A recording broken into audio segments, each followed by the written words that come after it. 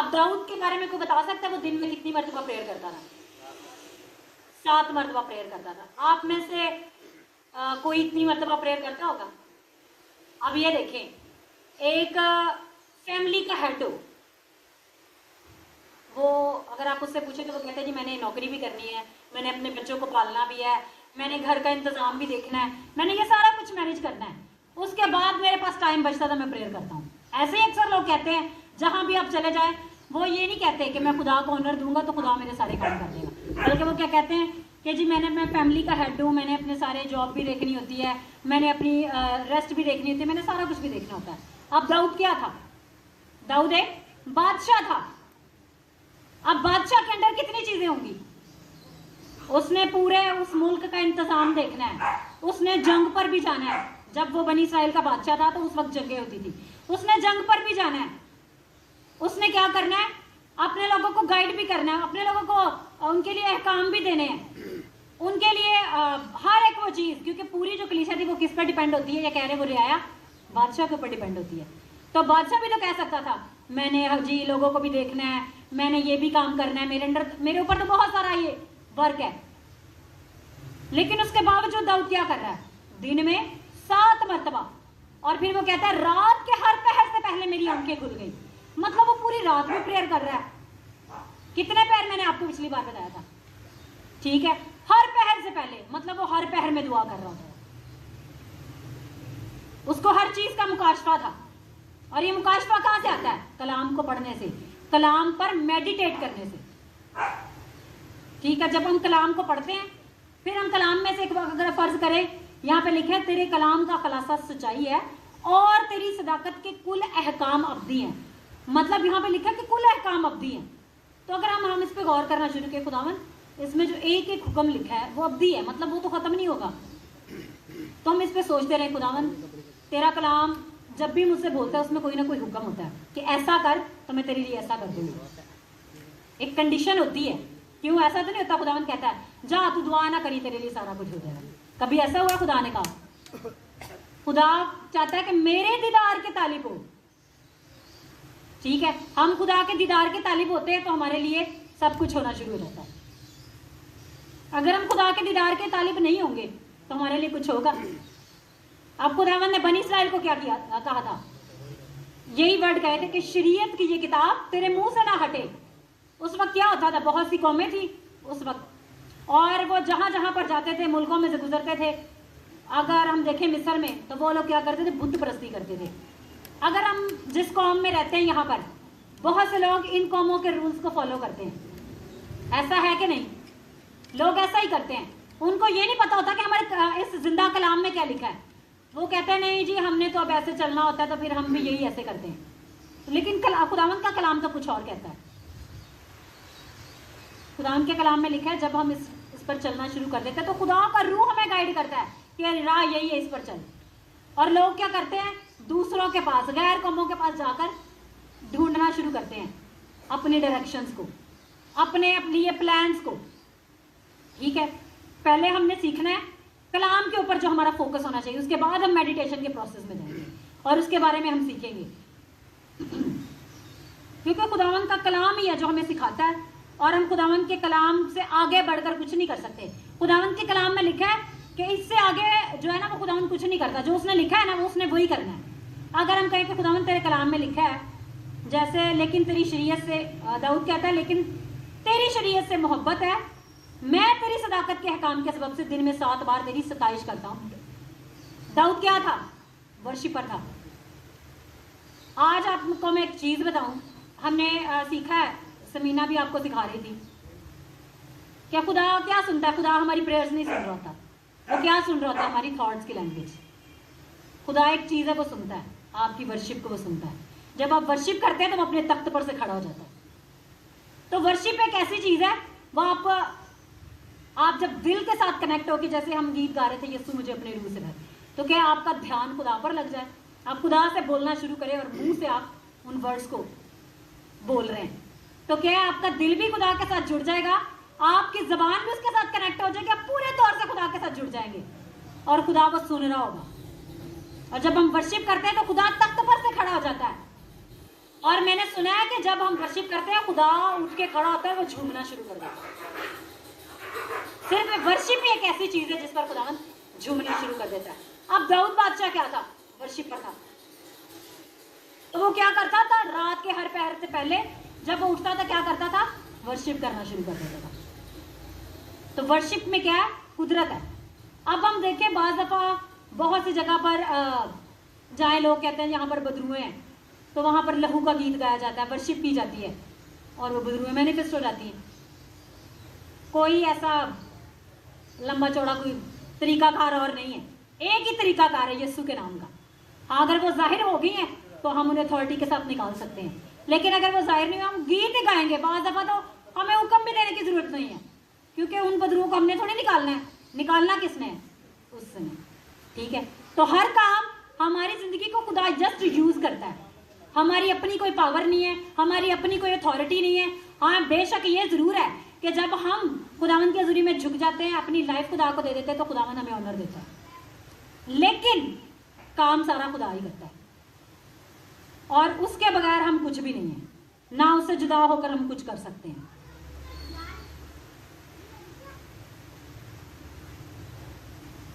One 148 इसकी verse है।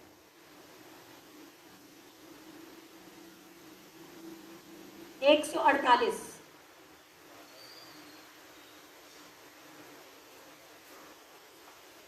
अभी मैंने आपसे क्या बोला था कि रात के हर पहर से पहले मेरी आंखें खुल गई। ठीक है, उसके आगे जो लिखा है वर्ष के आगे, इसको कंप्लीट जो हिस्सा करता है वो ये है, ताकि तेरे कलाम पर ध्यान करूं। तो दाऊद बादशाह क्या करता था?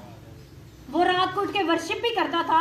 इसी ज़बूर को अगर आप पढ़ें, 119 ज़बूर, बेशक ये बहुत सबसे लंबा ज़बूर है, इसी ज़बूर में आपको ये मिलता है कि वो रात को उठ के वर्शिप भी करता था और खुदावन का कलाम खोल लेता था। पिछले दिनों बाद मैं आपको बताती हूँ, मैं रात को तकरीबन 15 चैप्टर में रात ही को स्टडी करती होती थी। और ऐसे होता था जब मैं कलाम को पढ़ रही होती थी तो खुदावन मुझसे बोलना शुरू कर देता। जैसे मैंने अब अगर पढ़ा है कि तेरी शरीयत मेरी खुशनुदी होती है, फर्ज में पढ़ रही हूँ, तो खुदावन एकदम से मेरे ऊपर कुछ खोलना शुरू कर देता और मैं खुदावन से बातें करना शुरू करती। अच्छा खुदावन ये फिर ऐसे है, तो खुदावन फिर मेरे ऊपर वो कलाम के हवाले खोलना शुरू कर देता, मुझे समझाता उस चीज़ को। मतलब पढ़ मैं कह रही हूँ खुदावन का कलाम, तो खुदावन का कलाम जब आप पढ़ते हैं तो खुदावन आपके ऊपर भेद देता। ठीक है, तो क्यों? अब ये देखिए, मैं अगर कलाम में पढ़ रही हूँ तो मैं उस बात पे रुक के क्या करना शुरू कर देती हूँ? मेडिटेशन शुरू कर देती हूँ। जरूरी नहीं मैं आंखें बंद करूँगी तो मेडिटेशन शुरू हो, मैं सोचना शुरू करती, अच्छा खुदावन की बात ऐसे है तो खुदावन की बात फिर ऐसे भी होगी, तो खुदावन अगर मेरी बात में उसको करेक्ट करने की जरूरत है तो खुदावन मुझे उसमें करेक्ट करना शुरू कर देगा। तो क्या जब क्यों खुदावन के कलाम में लिखा है कि जब तू दुआ करे तो अपनी कोठरी में जा। मतलब ऐसे वक्त में जहां पर कोई डिस्ट्रैक्शन ना हो, कोई आपको इधर उधर की आवाज डिस्टर्ब ना करे, आप खुदावन की हजूरी में खुदा के साथ अकेले चले जाएं, तो वो आपसे बातें करना शुरू कर देगा। ठीक है, तो अगर हम इब्राहिम के बारे में कह रहे थे कि इब्राहिम सख्त आदमी था, उसने अपने बेटे के बारे में कहा हुआ था अगर ये खुदा के साथ चलेगा तो ये मेरी प्रॉपर्टी का वारिस होगा, अदरवाइज इसको एक भी चीज नहीं मिलेगी। तो उसने अपने बेटे को क्या किया हुआ था? सिखाया हुआ था। तो इजहाक के बारे में लिखा है कि वो डेली कलाम पर जाकर क्या करता था? ध्यान करता था। और कहते हैं कि उस वक्त का सबसे ज्यादा जो अमीर शख्स था वो इजहाक ही था। मैं ये नहीं कह रही कि आप कलाम पर ध्यान करना शुरू कर देंगे तो आप अमीर हो जाएंगे, मैं ये नहीं कह रही। कुछ लोग होते हैं ना, वो सुनते हैं कि शायद ये बात ऐसे हो रही है। कलाम पर ध्यान करने का मतलब है हमारी रूह, हमारी जान और हमारा जिस्म तक भी खुदा के साथ कनेक्ट हो जाए। मतलब बाद आप प्रेयर कर रहे हैं लेकिन बाद वो चीज़ें भी साथ अपनी कर रहे होते हैं। ठीक है, एक ऐसा टाइम होता है जिसमें आपने प्रॉपर अपना टाइम खुदा को देना होता है। एक टाइम होता है, अब जैसे मैं अक्सर अगर मैं किचन में भी काम कर रही हूँ ना, तो मैं काम करते करते खुदा से बातें कर रही होती हूँ। हाथ मेरे काम कर रहे हैं लेकिन मेरा ध्यान खुदा पे लगा हुआ है, और ध्यान मेरा जब खुदा पे लगा होता है तो खुदा मुझसे तब भी बात कर रहा होता है। इवन कि मैं घर में अगर सफाई भी कर रही हूँ ना तो खुदा मुझसे तब भी बोल रहा होता है। क्यों? जो कुछ मैंने पढ़ा होता है ना उस पर ऊपर सोच रही होती हूँ। और फिर कुछ सिचुएशन होती है, अगर घर में कोई चीज़ हो जाए तो मैं खुदा से पूछती हूँ खुदा ये हुआ क्यों, ये इसके पीछे रीज़न क्या है। ठीक है, ये जो रीज़न है ये आप पे कौन खोलता है? खुदा। और अब देखें आप सीखेंगे कैसे इस कलाम में से सीखेंगे। अगर आपको कलाम का नॉलेज है ना तो आपको पता होगा, अगर आपके दिमाग में कोई बात आई है तो खुदा उससे रिलेटेड वर्ड्स आपके अंदर डाल देगा। अगर आपने कलाम पढ़ा होगा ना तो ही आपके अंदर वो वर्ड्स आएगी। हम इस कलाम को सब क्यों पढ़ते हैं? ताकि ये हमारे अंदर ज़ख़ीरा हो जाए। कलाम के कलाम में लिखा है तो खुदावंद का रूह ज़रूरत के मुताबिक हमारे अंदर से उन चीज़ों को निकालता है। अब जो बातें, बहुत सारी बातें हैं वो मैं तैयार करके नहीं आई, एट द टाइम खुदावंद उन चीज़ों को मेरे मुंह से निकाल देता है कि उसी वक्त मेरे वो माइंड में आती हैं और मैं बोलना शुरू कर देती हूँ। मैंने एक दो चीज़ें प्रिपेयर की होती हैं, बाकी खुदावंद का रूह एट द स्पॉट जो है ना वो सारी चीज़ें ऑर्गेनाइज कर रहा होता है। क्यों? क्योंकि हम खुदावंद के कलाम से पहले मैं ये प्रेयर करती हूँ कि खुदावंद मैं अपनी ज़बान को, अपनी रूह को, अपने जिस्म को तेरे ताबे करती हूँ, तो इसको यूज़ कर। मैंने खुदावंद को कह दिया कि तुझे यूज़ कर, तो फिर खुदावंद उसे यूज़ कर। बार दफ़ा ऐसे होता है। एक दफ़ा ऐसा हुआ कि मैंने कलाम एक जगह पे मुझे कहा गया, मैंने प्रेयर की, खुदावंद ने मुझे कलाम नहीं दिया। कलाम का टाइम भी आ गया, खुदावंद ने मुझे कलाम नहीं दिया। और एक दो वर्ष मेरे सामने आई, मैंने कहा नहीं, खुदावंद ने मुझसे जैसे वो पहले बात करता था ना, आज उस खुदावंद ने वैसे बात नहीं की, तो इसका मतलब है मुझे कलाम नहीं मिला। मैंने किसी और को कह दिया कि आप वो कलाम सुनाओ, और ऐसा हुआ जो खुदावंद ने मुझे कलाम दिया था उन्होंने वही प्रीच किया। फिर मुझे अंडरस्टैंडिंग आ गई, नहीं, खुदावंद मुझे ऐसे भी कलाम दे सकता है। मतलब आपको अपने अंदर से, खुदावंद के कलाम में क्या लिखा है कि तजर्बा से मालूम करो कि उसकी मर्जी क्या है। तो हमें क्या, कलाम को पढ़ना है, उस पर मेडिटेट करना है और अपनी लाइफ पे खुदा के कलाम को आगे रखते हुए तजर्बे करने हैं। ठीक है, अब मुझे नहीं पता कि आप लोग तजर्बे कर रहे हैं या नहीं, लेकिन खुदावंद का कलाम कहता है कि तजर्बा से खुदावंद की मर्जी को मालूम करो। एक दफ़ा ऐसा हुआ कि शुक्रगुजारी पे मैंने मैसेज देना था, मुझे कलाम नहीं मिला। इवन के भाई जो वर्शिप कर रहे थे उन्होंने मेरा नाम अनाउंस कर दिया और सारे लोग मेरी तरफ देख रहे हैं और मैं परेशान, मुझे तो कलाम नहीं मिला। मैंने ऐसे जस्ट, ये बाइबल है, मैंने ऐसे पेज खोला और मेरे आगे कलाम, और यहाँ से लेके पहले पेज से आखिरी पेज तक 1 सेकंड में मुझे खुदा ने कलाम दिया और मैं शॉक हो गई। मैंने कहा खुदावंद के आगे बंदा कुछ नहीं कर सकता, उसकी मर्जी है, वो जैसे मर्जी काम करे। वो खुदावंद ऐसा क्यों करता है? वो आपको अपनी कुदरत दिखाता है कि मैंने अगर तुझे चुना है तो तू जस्ट टोटली मुझ पे डिपेंड कर। अब बात दफा होता है लोग बड़ा अच्छा मैसेज तैयार करते हैं, तैयार करते रहते हैं, और फिर एंड पे होता है स्टेज पे जाके वो भूल जाता है। क्यों? क्योंकि उन्होंने अच्छा मैसेज प्रिपेयर किया होता है। लेकिन खुदा का रूह क्या करता है? वो थोड़ी सी चीज़ें जो आपने प्रिपेयर की होती है उसमें से लेता है, बाकी चीज़ें वो अपनी गाइडेंस से। आप देखिए जहाँ पे बहुत से लोग हैं, हर एक की ज़रूरत डिफरेंट है। कुछ लोग नए होंगे, कुछ लोग पहले रूह से भर रहे हैं, कुछ लोग प्रेयर में ज़्यादा है। अब खुदावंद ने हर एक की ज़रूरत को क्या करना है? पूरा करना है। खुदा मुझ पर डिपेंडेंट नहीं है। किस पे डिपेंडेंट है? खुदा अपने आप पे डिपेंड करता है, हम पे थोड़ी डिपेंड करता है। हमें यूज़ ज़रूर करता है, हम खुदा पे डिपेंडेंट है। और हम में से हर एक की ज़रूरत के लिए खुदावंद कलाम को भेजता है और उंडेलता है। और खुदावंद जब अपना कलाम जारी करता है तो फिर कोई भी चीज़ उसके आगे ठहर नहीं सकती।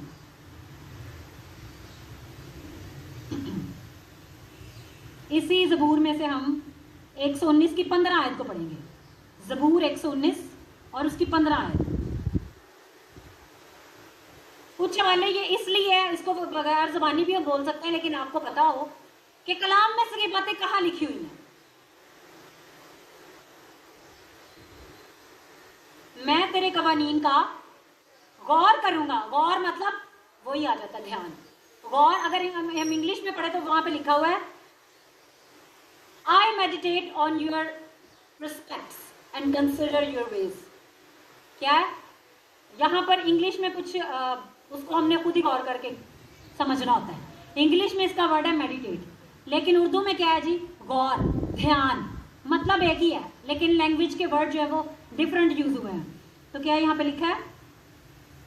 मैं तेरे कवानीन पर गौर करूंगा और तेरी राहों का लिहाज रखूंगा। तो ये कवानीन और राहें हमें कहाँ से मिलती हैं? खुदावंद के कलाम में से।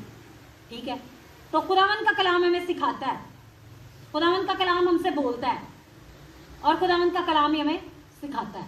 अब हम उस चीज़ पे आ जाते हैं, मेडिटेशन। अब देखिए, बाज़ लोग कहते हैं कि कुछ हमने इस तरह से सीखा हुआ था कि मेडिटेशन कैसे होती है जी, आप आंखें बंद कर लें। अगर आप बाप पे मेडिटेशन करना शुरू कर दें, मतलब आप चाहें कि बाप मैं तेरी कुदरत को, तेरे जलाल को, तेरी उस पावर को अपने ऊपर लेना चाहता हूँ और मैं जानना चाहता हूँ। पावर आपकी ज़िंदगी में कब आती है? जब आप खुदा को जानना शुरू कर देते हैं। खुदा के कलाम में क्या लिखा है? उसका खौफ हिकमत का शुरू है, और जिसको जानना शुरू कर देते हैं उनके ऊपर खुदा की कुदरत आना शुरू हो जाती है। हमने क्या करना है? खुदावंत को जानना है हमने, और कुछ नहीं करना। जब हम खुदावंत को जानेंगे तो खुदावंत हमारे अंदर काम करेगा। अब आपको पता है कि खुदा क्या है? पाक है। और खुदावंत के कलाम में क्या लिखा है? पाक हो क्योंकि मैं पाक हूँ। हमने खुदावंत के कलाम में से पढ़ लिया कि खुदा तो पाक है, तो ये हम मेडिटेशन कर रहे हैं कि खुदावंत तू पाक है, मैं भी पाक हूँ। तो खुदावंत वो जो तेरी पाकीज़गी है वो मेरे ऊपर आना शुरू है।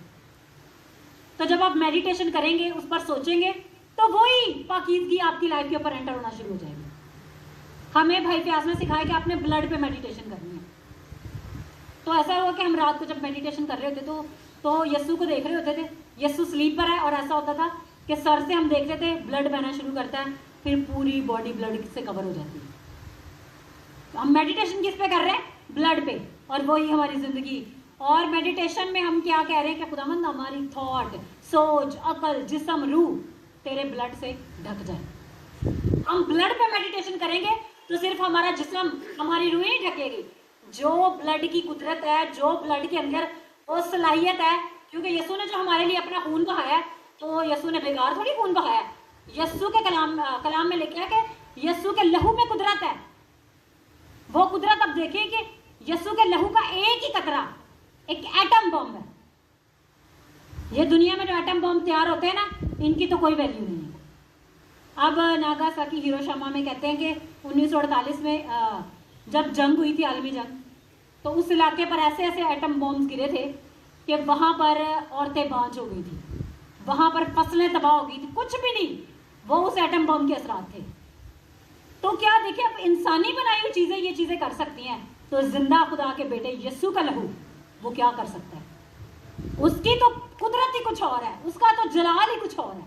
तो क्या है, जो चीज़ें जो मैं बोल रही हूँ, आपने इन चीज़ों पर ध्यान करना है।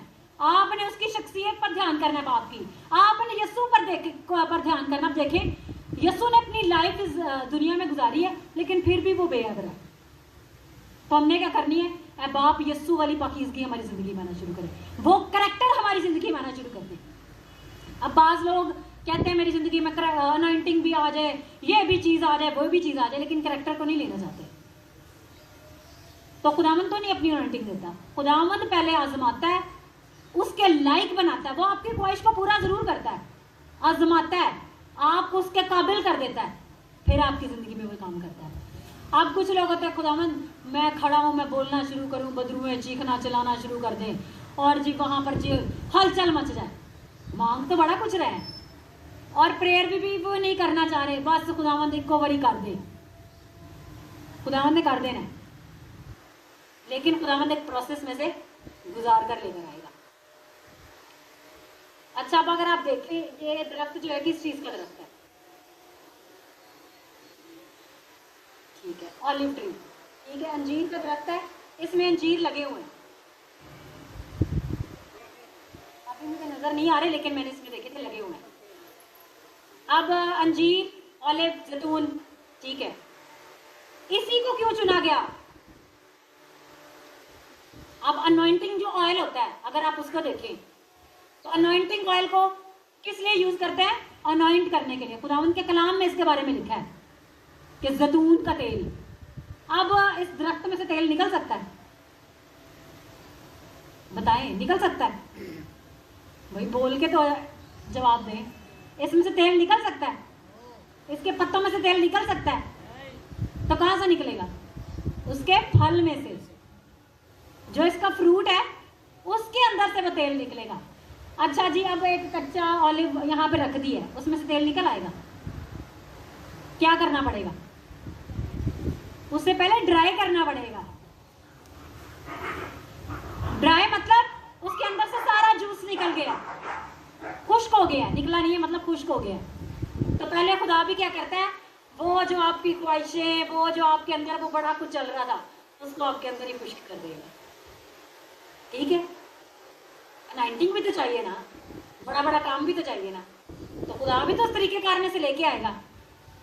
पहले उस ऑलिव का प्रोसेस क्या है? सबसे पहले जी, पहले तो उसने ऑलिव का वो दरख्त में से फल बनना है। फल बनने के बाद पहले कच्चा होता है, फिर वो पकता है। आप आपने अपने ऊपर सोचना शुरू कर दें कि मैं पहले क्या था, फिर खुदा ने मुझे कहाँ पर लेके आया, फिर आगे खुदा ने मेरी ज़िंदगी से क्या करना है। इस चीज़ पे आप अपने ऊपर सोचना शुरू कर दें। फिर जी वो सारा उसका जो जूस था, हर एक चीज़ वो खुश्क हो गया, फिर वो ड्राई हो गया। पहले वो इतना बड़ा लगता था, ड्राई हो गया, वो क्या हो गया। अब हम पिछले दिनों सोच रहे थे, बात कर रहे थे प्रेयर पे और फास्टिंग पे। प्रेयर क्या करती है, उस पर आपको जोर मारना पड़ता है, आपको मिडनाइट प्रेयर करना पड़ती है, आपको रात के पहरों में जागना पड़ता है, आपको दिन में भी प्रेयर करना पड़ती है, फिर आपको क्या करना पड़ता है, फास्टिंग करनी पड़ती है। जब आप फास्टिंग करते हो तो फिर क्या होता है, जिस्म आपका, मैंने ना कल एक पोस्ट देखी फेसबुक पे, एक बंदा था, वो बिल्कुल ढांचा सा, तो आगे लिखा हुआ था कि ये खुदा को देख रहा है। मैंने कहा ढांचा खुदा को देख रहा है, मतलब जो जिंदगी की ख्वाहिशें, जो जिंदगी की बातें, जो चीज आपने जिस चीज को प्रायोरिटी दी हुई थी ना, वो झड़ चुकी है। उसका जो जूस है वो उसके अंदर खुश्क हो चुका है, वो खुश्क हो गया। अब वो क्या हो गया, अब नेक्स्ट प्रोसेस शुरू होना है। अब बंदा कहता है नहीं जी उन्हें ना लिए रगड़ा शगड़ा लाओ जी, काट दो इधर साहब। तो क्या है जी, पहले वो खुश्क होगा। अब बहुत सी जिंदगियों पे मुझे पता है खुदावंद काम कर रहा है, क्योंकि मैं पर्सनली सबसे बात करती हूँ। जितने भी यहाँ पर बच्चे हैं, बड़े, मैं सबसे पर्सनली बात करती हूँ, और जो कलाम होता है ना, मैं उसके हिसाब से भी बात करती हूँ। और फिर मुझे लोग कहते हैं पता नहीं ये क्यों हुए जा रहा है, ये मेरी लाइफ में ये खत्म क्यों नहीं हो रहा। खत्म तो तब होगा ना जब खुदावंद चाहेगा, जो आपने मांगा और उसके आप काबिल बन जाएंगे। ठीक है, तो फ्रूट जो है वो ड्राई हो गया, यानी आपकी ख्वाहिशें, वो चीज़ें आपके अंदर से निकल गई हैं। खुदावंद थोड़ी वो हमारी ख्वाहिशों को अंदर, हमारे अंदर से निकलने का प्रोसेस होता है। निकल गई, फ्रूट ड्राई हो गया, अब उसकी क्रशिंग शुरू हो जाएगी। अब आप हीरे को देखें, कभी आपने हीरे का पत्थर देखा है? एक तो आपने वो होता है ना कि जिसको चारों साइड से तराशा होता है, वो देखा है। कभी ओरिजिनल पत्थर को देखा, वो काला स्याह होता है ऊपर से। कहाँ बनता है हीरा? कोयले की कान में। तो क्या होता है, उस पत्थर को निकालते हैं, फिर उसके इतने एजेस होते हैं, हीरे के इतने एजेस होते हैं ना कि आप गिन नहीं सकते। एक बंदा बैठने में, गिनने में टाइम लगाए तो काफी टाइम लगेगा। तो उसको उस शेप में बनाने के लिए एक लंबे प्रोसेस से गुजरना पड़ता है। फिर उसकी चमक, फिर उसकी वैल्यू, और फिर उसका काम, फिर लोग देखते हैं। क्यों?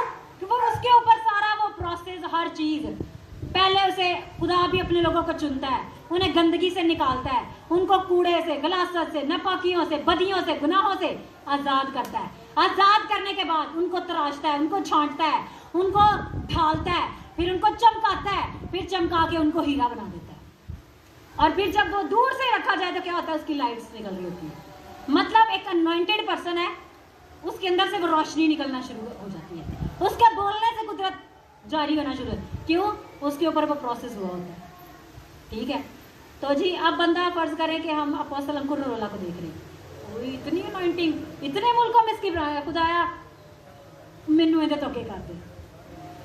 मांगते हैं, मुझे पता है लोगों का, हम लोग ना प्रेयर करते थे तो भाई फयाज हमें, हम जो कुछ भी आगे मांग रहे थे, आप लोगों ने अपोस्टल अंकुर नरोला नहीं बना, आपकी गिफ्टिंग फर्क है, आपको खुदा ने कुछ और बनाना है। तो हम कहते हैं हमें पता है, हमें खुदा ने जो बनाना है हमने वही बनना है, हमने अपनी तैयारी पूरी करनी है। जिस मकसद के लिए आप दुनिया में आए हो, आपने उसकी तैयारी पूरी करनी है। अब बाज़ दफ़ा ऐसा होता था, हम कहते थे खुदावंद ये चीज़ें भी क्यों नहीं हो रही।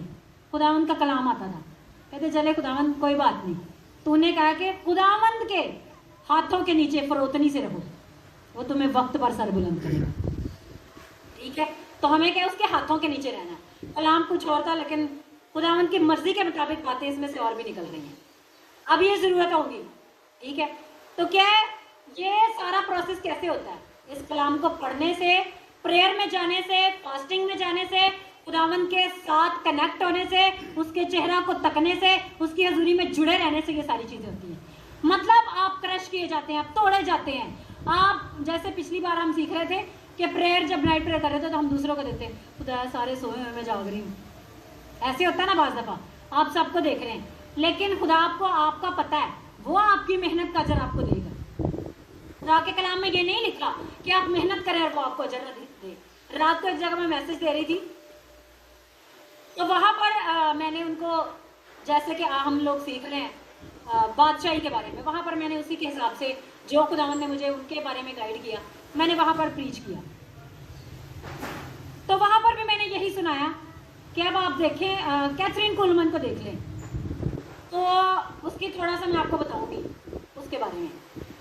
तो कैथरीन कुलमन पास्टर थी, उसके नाफरमानी आ गई, खुदा ने उसे छोड़ दिया, हालांकि वो अनॉइंटेड थी, लेकिन खुदा का रूह से क्या हो गया, जुदा हो गया। फिर क्या हुआ, पूरी दुनिया ने उस पर लानते लामते ताने, इस हद तक उसे बुरा कहा कि उसके दरवाजे के पास से भी गुजरना पसंद नहीं करते थे। और फिर एक वक्त ऐसा हुआ उसने छोड़ दिया।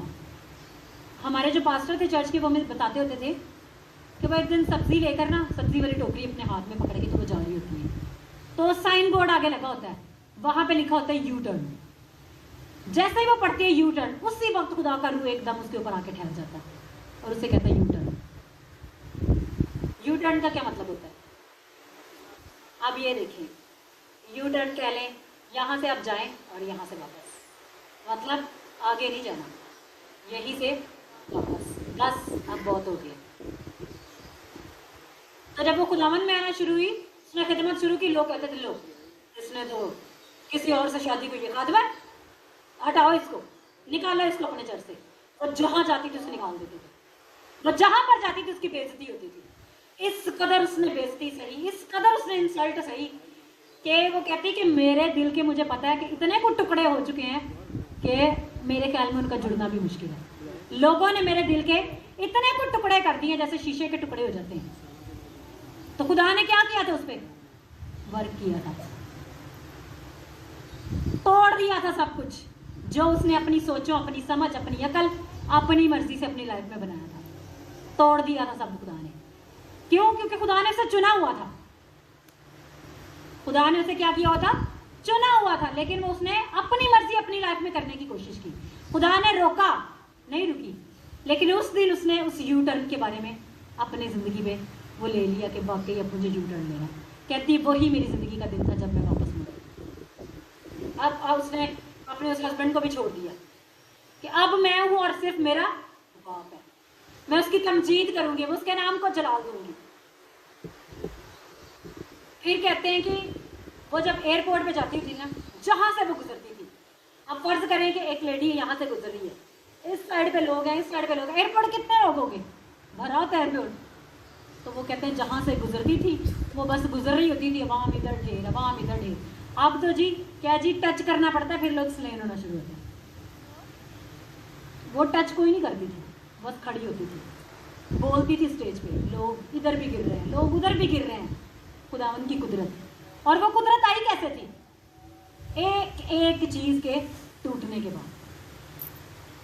तो फिर जब उस लोग उसे बुलाते थे ना उस अनॉइंटिंग को देख के, तो रोती है, खुदावन देख इन्होंने मेरे दिल के इतने टुकड़े किए, इन्होंने मेरी जिंदगी को इतना बेइज्जत किया, इन्होंने मेरी जिंदगी पर मुझे इतना रद्द किया, मुझे ठुकराया, आज तूने मुझे इनके सामने इज्जत दी। खुदावन इज्जत देता है तब, लेकिन ये नहीं है कि हम पहले नहीं खुदावन मैं नहीं है छड़ना, मेरे नाल तू भी है।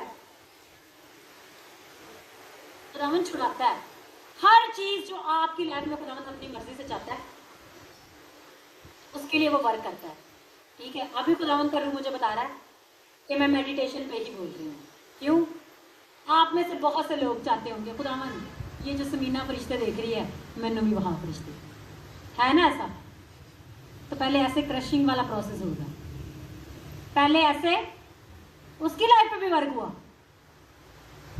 ठीक है, ऐसे क्रशिंग वाला प्रोसेस होगा। अब हम सीखते हैं कि मेडिटेशन कितनी तरह की होती है। अब देखें कि बाज़ दफ़ा ना मैं आपको अपने बचपन का वाक़या बताती हूँ। मुझे कोई सिखाने वाला नहीं था, मैं चर्च नहीं जाती थी, मैं घर में सिर्फ जस्ट बाइबल स्टडी करती थी। और बाइबल स्टडी मैं ऐसे करती थी, बचपन में ज़ाहिर है बच्चों को नहीं पता होता था कि इसको कैसे पढ़ना है। मैं कहती थी इतनी मुश्किल है इसके वर्ड।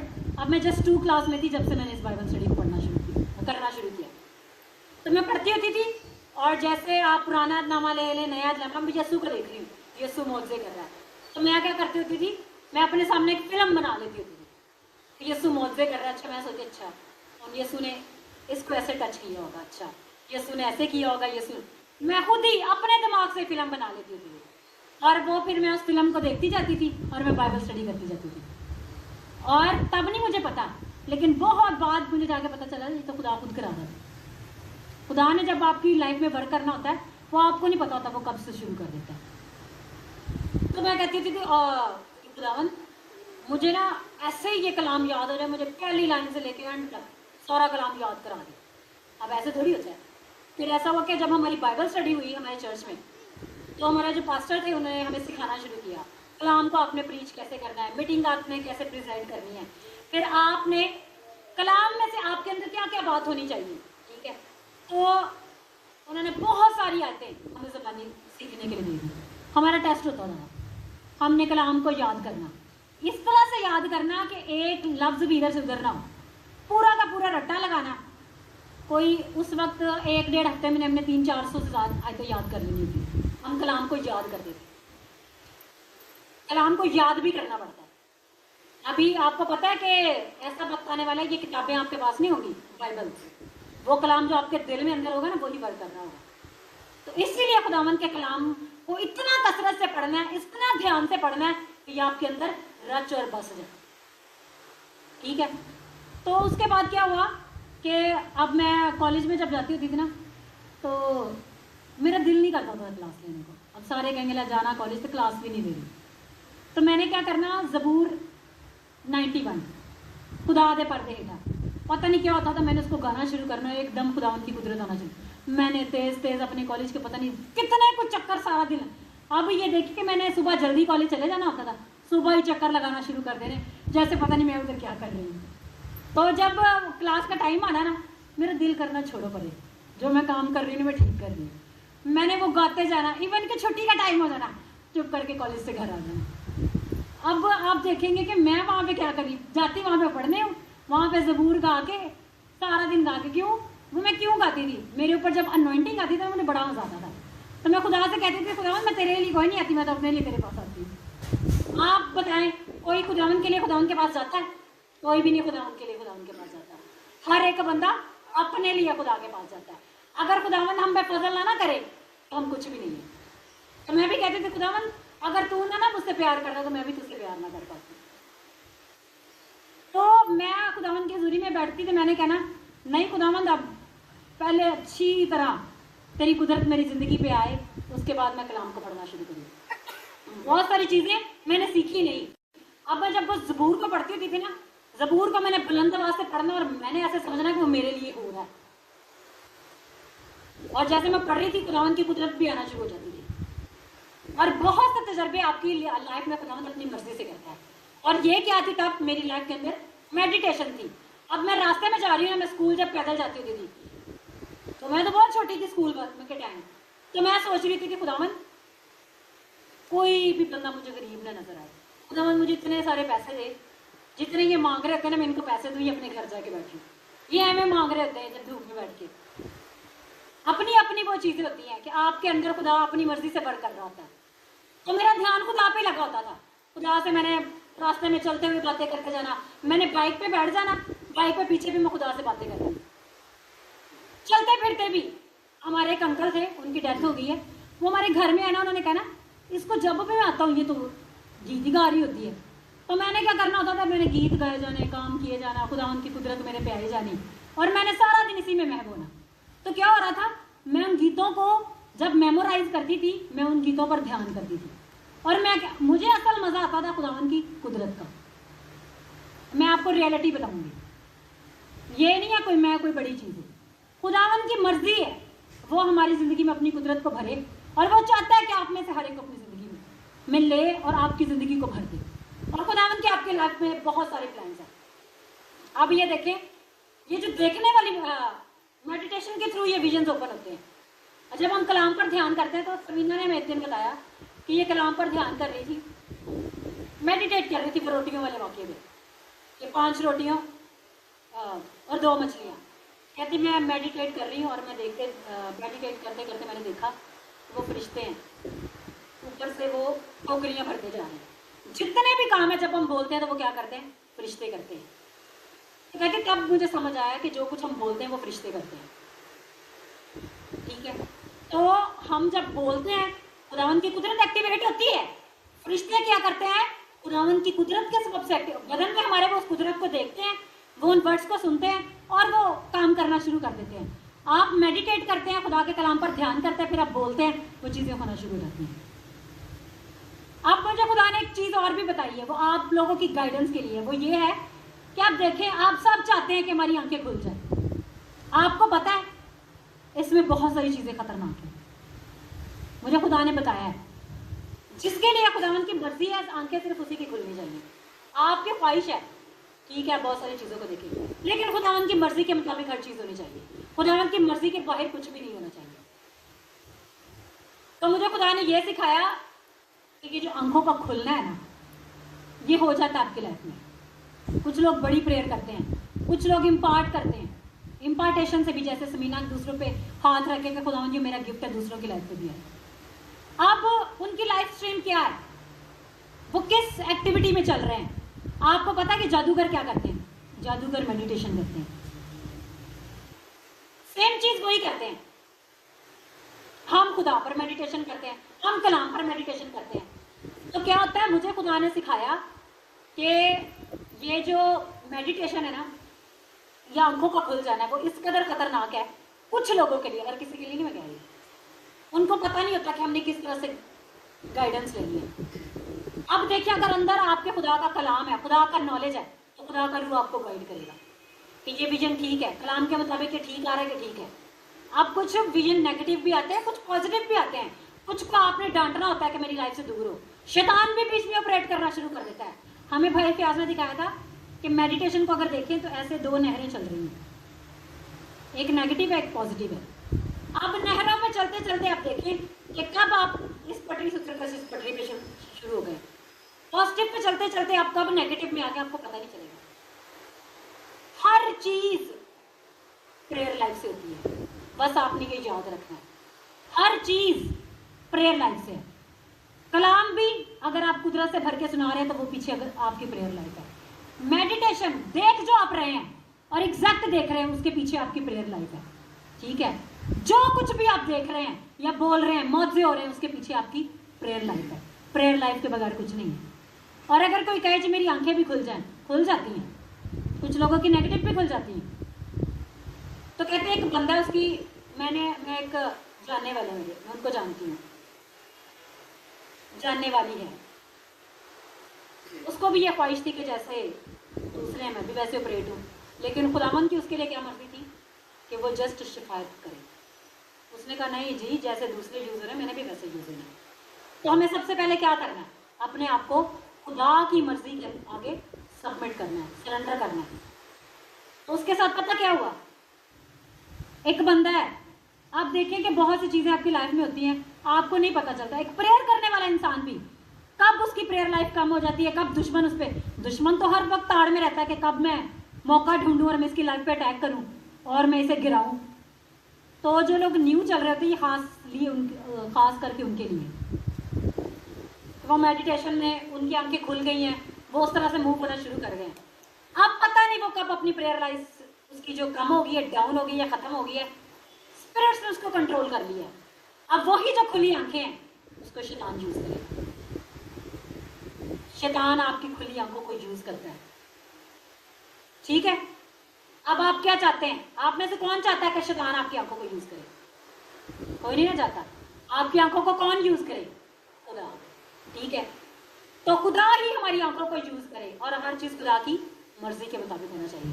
कहता हम ये जान सकते हैं, कहता आपको कलाम का नॉलेज सबसे पहले होना चाहिए। अगर आप कलाम में जो चीज लिखी है आपको कलाम में से पता होगी तो आपको पता होगा ना कि विजन ठीक है, ये कलाम के मुताबिक है। जैसे वो बोल रही होती है, वो उसके आगे भी काफी सारे विजन चल रहे होते हैं, उनमें से जो ठीक होता है ना वो बता रही होती है आपको, वो सारे विजन नहीं आपको बता रही होती। तो क्या किया उसने जी, वो डिप्रेशन में चली गई, स्पिरिट्स ने उसको कंट्रोल कर लिया। और मैंने जो इसके बारे में जो बड़ी खौफनाक चीज सीखी वो ये थी, फैमिलियर स्पिरिट, ये जो अपने वॉच करती हैं, काली बिल्लियां, कुत्ते, इनको स्पिरिट्स कंट्रोल कर लेती हैं। वो फिर चीजें उन लोगों को गाइड करती हैं, उनका सबसे पता काम, सबसे उनका काम क्या होता है? यीशु के खिलाफ लोगों को करना। पहले वो यीशु के, वो कहते हैं मैं यीशु हूं, ठीक है। सबसे पहले क्या करना? यीशु के खिलाफ करना, फिर खुदा के लोगों को यीशु के खिलाफ करना, खुदा के खादमों के खिलाफ करना, खुदा के कलाम की बातों के खिलाफ करना, और फिर कहना ये गलत और मैं ठीक हूँ। क्यों? क्योंकि वो स्पिरिट्स होती हैं उसे गाइड कर रही होती हैं, वो उन स्पिरिट्स से बातें करते हैं, वो उन स्पिरिट्स के डायरेक्शन में वर्क करते हैं, ठीक है। तो मेडिटेशन जो हमारी लाइफ में इंपॉर्टेंट ज़रूर है, हमने उसको करना है। आंखें खुलना भी हमारे लिए, अब आंखें खुलने के बहुत से मायने हैं। अब ये देखें, जब हम वर्शिप कर रहे हैं, खुदा के कलाम में लिखा है कि खुदावंद मेरे दिल की आंखें रोशन हो जाए। तो दिल की आंखें मतलब अब ज़रूरी है, इसको आप कह लें ये वाली आंखें नहीं होती, हमारी जो देखने की सेंस है, सेंसेस हमारी है ना, 5 सेंसेस, बोलना, चखना, सूंघना, स्मेल, ठीक है। ये सारी चीज़ हमारी जो सेंसेस हैं, 5 सेंसेस, इनको खुदा का रूह कंट्रोल कर लेता है, शैतान भी इन्हें कंट्रोल करता है। इन सेंसेस को खुदा का रूह यूज़ करे, खुदा इनको यूज़ करे। अब जैसे समीना बोल रही थी कि मेरा नाक भी सेंस कर सकता है, मेरा कान भी सुन सकता है, ठीक है। फिर आपकी बॉडी टच भी सेंस करती है। अब जैसे हम खड़े हैं, खुदावंद की कुदरत एकदम बॉडी पे आती है, हम कहते हैं खुदावंद की कुदरत आ गई है। फिर खुदावंद की कुदरत आप आंखों से देख सकते हैं, बंद आंखें, जरूरी नहीं है कि आप बंद आंखों से विजन देख सकते, खुली आंखों से भी विजन देखे जाते हैं, ठीक है। बाबर भाई हैं, वो खुली आंखों से विजन देख लेते हैं, ठीक है। तो हर किसी का गिफ्ट डिफरेंट है। तो अब हमने इस चीज़ को देखना है कि हमने किस चीज़ पे मूव होना है। अगर हम ये मांग रहे हैं तो उससे पहले आपको कलाम के ऊपर, इस शरीयत की किताब, इसके अहकाम, इसके कवानीन, इसके असूल, इसके तरीके, इसमें जो जो बात लिखी है वो हमारे अंदर में पक्की हो जाए, हमें पता हो क्या राइट है और क्या रॉन्ग है, ठीक है। अब जैसे हम वर्शिप कर रहे होते हैं तो खुदा का रूह गाइड करता है, इस गीत के साथ इस गीत को जोड़ना है तो अनाइंटिंग बढ़नी जरूरी है। तो ये कौन गाइड कर रहा है? खुदा का रूह, इनर सेंस, दिल की आंखें। फिर क्या है जी? खुली आंखों से जब आप मेडिटेशन कर रहे हैं, जैसे चलते फिरते आप खुली आंखों से बातें करें, देख जाए अभी और ध्यान आपका कहीं और लगाओ, ये भी मेडिटेशन है। फिर आप कलाम पे मेडिटेशन कर सकते हैं, मेडिटेशन के तो कई तरीके हैं। फिर जैसे आंखें बंद करके मेडिटेशन है, तो आपने क्या चीज़ लेनी है अपनी लाइफ में? पॉजिटिव, ठीक है। अब ये नहीं कि बहुत सारे लोगों की आंखें खुल गई हैं, बहुत सारे, लेकिन मैं बच्चों को कहती हूँ कि जो कुछ आपको दिखाई देता है आपने हमसे पूछना है, आपने हमें बताना है। ये ना हो कि आप एक ही दम पटरी से उतरे हो, पता नहीं किस मूवमेंट में चले हो, घर वाले भी परेशान वाला, साढ़े कुड़ी जो मुंडे जो बदरू आ गई हैं, फिर बदनामी किसकी होगी? अला जी चर्च वाले ने काम किया भी, चर्च का कसूर नहीं है। क्या है? हमें प्रेयर लाइफ में होना है, हमारी प्रेयर को स्ट्रांग होना है, हमारी पर्सनल लाइफ जो खुदा के साथ है, हमारा कनेक्शन है, रूह के साथ कनेक्शन है, वो स्ट्रांग होना है। फिर खुदा का रूह हमें सेंस देता है, हमें लीड करता है, हमें डायरेक्ट करता है। अब देखते हैं कि बाज़ जब हम प्रेयर कर रहे होते हैं ना, ये थोड़ी कि हम अपनी मर्जी के मुताबिक मुंह से वर्ड निकाले जा रहे होते हैं। अब आप देखें, बाज़ लोग तो कहते हैं ना हमें तो दुआ में अल्फाज ही नहीं मिल रहे, क्योंकि उनको खुदा का रूह लीड नहीं करता। जब खुदा का रूह लीड करता है तो मुंह से अल्फाज ऑटोमेटिकली निकलते हैं। रात को जब हम जगह थे तो हम वहाँ पे प्रेयर कर रहे थे, तो यासर वहाँ पे प्रेयर कर रहा था, उनके लिए प्रेयर कर रहा था, कह रहा खुदा का रूह मुझे उनके लिए जैसे डायरेक्ट कर रहा था, मैं प्रेयर कर रहा था, जो जो वर्ड मुझे उनके लिए दिखा रहा था, वहाँ पर खुदा उनका रूह भी मुझे गाइड कर रहा था कि इनके लिए ये चीज़ बोलनी है, कलाम में इनके लिए ये। लेकिन हर चीज़ बताने वाली नहीं होती, बहुत सी चीज़ों को आपने नीचे रखना, उसमें बहुत से लोग कुछ डर भी जाते हैं और ज़्यादा भी हो जाते हैं। तो ये सारी चीज़ें कौन सिखाता है? खुदा का रूह। खुदा के कलाम की आपको नॉलेज होगी तो ये चीज़ें आपके अंदर होंगी, ठीक है। तो क्या है? हमें खुदा से मांगना है, हमें खुदा की हजूरी को सबसे पहले मांगना है, हमें खुदा के चेहरा के मतलाशी होना है, हमें उसको तकना है उसकी हजूरी में। जैसे हमने सीखा है कि खुदा को इतना ढूंढो कि वो आपको मिल जाए। आप मतलब एक बंदा है, वो बैठ के प्रेयर कर रहा है, उसको खुदा के साथ कनेक्ट होने में 1 घंटा लग जाता है। एक बंदा है वो बैठता है, एनॉइंटिंग उतरना शुरू करती है। सोचने वाली बात है ना? तो सोचने वाली बात नहीं है। क्यों? क्योंकि उसने अपना वो लाइफ प्रोसेस कर ली है, अपना वो क्रशिंग का, ग्राइंडिंग का उसके ऊपर प्रोसेस हो चुका है। अब वो बैठता ही है तो कुदरत आ जाती है, उसने अपनी वो मेहनत कर ली है। तो क्या है, पहले तो हमें करनी है खुदा में मेहनत, खुदा के साथ चलना है, उसके रूह से भरना है, उसकी गाइडेंस में मूव होना है। हम आपको यहाँ पर कोई भी नहीं ये सिखाएगा भाई मैनू फॉलो करना शुरू कर दो, मैं कुछ भी नहीं है, ज़मीना भी कुछ नहीं है। यहाँ पे जो कुदरत आती है वो हमारी कोई अपनी नहीं है। अगर खुदा ना भेजे तो वो कुदरत नहीं आ सकती। हर चीज़ किसकी है? उस जिंदा खुदा की। वो ना चाहे तो यहाँ कुछ भी नहीं हो सकता। हर चीज़ उसकी मर्जी के मुताबिक है। कुदरत भी उसकी है, जलाल भी उसका है, सल्तनत भी उसकी है, इख्तियार भी उसका है। हम लोग कुछ भी नहीं है। बस जो अपने आप को प्रेजेंट कर देता है, पेश कर देता है। मैंने ये बात सीखी है, availability is the best possibility. जो अपने आप को खुदा के लिए अवेलेबल कर देता है ना, खुदा उसे यूज करना शुरू कर देता है। मेहनत जरूर कराता है, अपनी राहों पे चलने का फजल बख्शता है। तो क्या है, ना इधर कोई समीना के सबब से कुछ होता है, ना मेरे सबब से कुछ होता है, ना भाई के सबब से होता है, किसी के सबब से कुछ नहीं होता। जिंदा खुदा के सबब से कुछ होता है। उसकी मर्जी है तो ये हो रहा है, वो चाहता है ये तो सब होता है। उसकी मर्जी के बगैर कुछ नहीं होता। तो हमें क्या करना है? सबसे पहले तो भाई हमें उसकी मर्जी मांगनी है। और मर्जी हमें कहाँ से पता चलती है? खुदावंद के कलाम से। सरफराजी, कामयाबी, तरक्की इस कलाम में। और इस पर से हमारा ध्यान नहीं हटना। अगर हम चाहते हैं कि हम अमीर हो जाएं, तो कुरान का कलाम ही कहता है बीज बो। आप जिस चीज के लिए बीज बोगे उसी की फसल काटोगे। ऐसा कभी आपने देखा है कि आप अंजीर बो और उधर जी अंगूर की बेल उगाए? नहीं ना। तो वैसे ही अगर आप चाहते हैं कि खुदावंद आपको फाइनेंशियली प्रॉस्पर करे, तो आपको उसके लिए बीज बोना है कि खुदावंद मैं फाइनेंशियली स्ट्रांग होना चाहता हूँ। अब हम जो है ना, कहीं से भी कभी हमें कोई हदिया मिल जाए, हम अपनी पर्सनल लाइफ के ऊपर यूज नहीं करते। बहुत पुरानी बात है, सालों से, कोई बहुत ही ज्यादा साल हो गए हैं हमारी खुदा के साथ कमिटमेंट थी कि खुदावंद जो कुछ तो हमें देगा ना, वो हम तेरी ही खिदमत के लिए यूज करेंगे। बस तू हमें इतनी एजुकेशन दे, इतना हमें नॉलेज दे कि हम दूसरों को हमेशा देने वाले हों। हम अपने आप को भी सपोर्ट करें, दूसरों को भी सपोर्ट करें, ठीक है। लेकिन जिसकी जिंदगी में ये लालच आ जाता है ना, मैनू हुण चंदे भी मिलन, फिर आपकी प्रायोरिटीज डिफरेंट हो जाती हैं। आपकी प्रायोरिटी क्या होनी चाहिए? जिंदा खुदा, यीशु, पाक रूह, बस। तो क्या है, हम हदियों पर तवज्जो नहीं करते। हम बात घरों में जाते हैं, पानी भी नहीं पीते। क्यों? हमें ये होता है कि इस घर में जाएंगे, नेक्स्ट में जल्दी से जाना, हमने अपना काम करना।